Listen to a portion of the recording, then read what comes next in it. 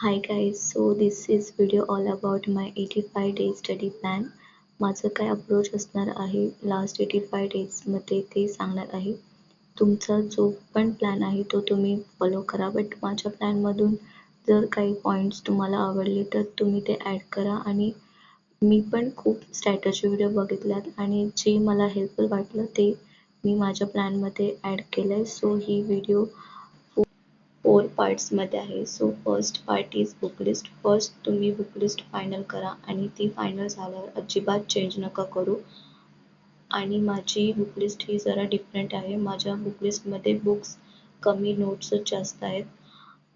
आणि या नोट्स माझ्या नाही टॉपर्सच्या आहेत. आणि जर तुम्हाला डिटेल व्हिडिओ हवी असेल बुक लिस्टबद्दल तर कमेंट करून सांगा. आणि मी जे पण बुक्स असतात MPSC साठी तर ते मराठीमध्ये असतात.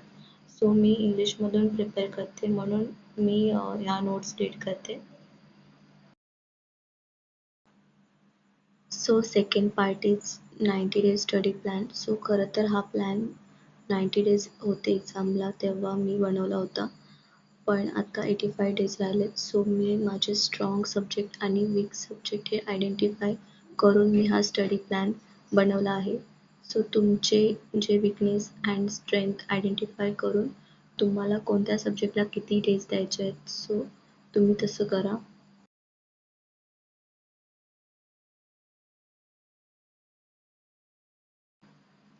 So third part is important topic. कोणत्या सब्जेक्टचे कोणते टॉपिक आपल्याला जास्त मार्क्स देतील ते टॉपिक आपल्याला फर्स्ट कंप्लीट करायचे आहेत.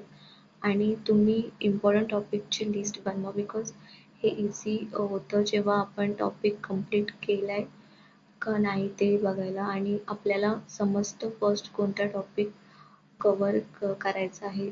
सो या लिस्टमध्ये ऑल सब्जेक्ट कवर आहेत. मी इथे नंबर ऑफ क्वेश्चन नाही ॲड केलेत, बट तुम्ही नंबर ऑफ क्वेश्चन पण ॲड करा.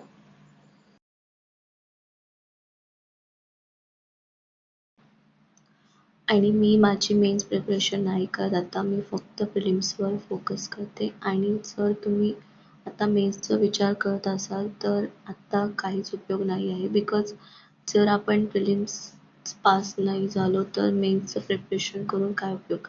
सो फक्त प्रिलिम्सवरच फोकस करा.